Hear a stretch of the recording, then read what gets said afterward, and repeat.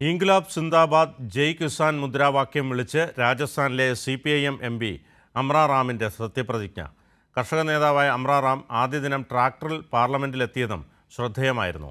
ജയ് Sriram വിളികളോടെ BJP MPമാർ Hyderabad MP Asaduddin ഒവൈസിയെ സ്വാഗതം ചെയ്തപ്പോൾ ജയ് Palestine മുദ്രാവാക്യം വിളിച്ചായിരുന്നു അദ്ദേഹത്തിൻ്റെ സത്യപ്രതിജ്ഞ. റായ്ബറേലി MPയായി രാഹുൽ ഗാന്ധിയും സത്യപ്രതിജ്ഞ ചെയ്ത് അധികാരമേറ്റു.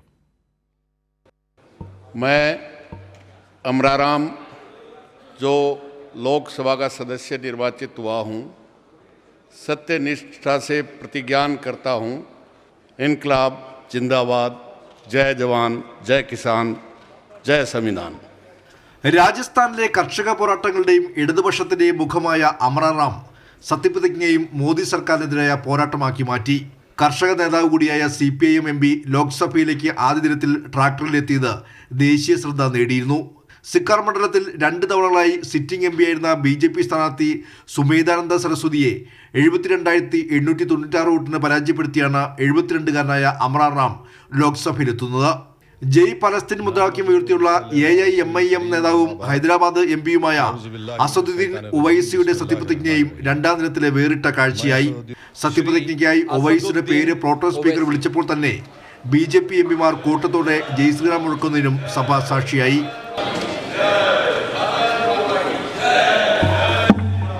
जय भीम, जय मीम, जय तेलंगाना, जय फलस्तीन, तकबीर, अल्लाहु Akbar.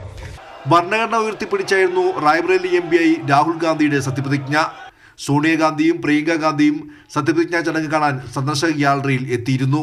And that I will faithfully discharge the duty upon which I am about to enter. Jai Hind, Jai Samvidhan.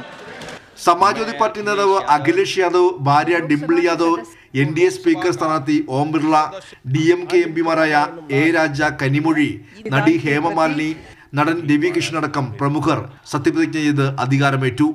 Kairali news, Delhi.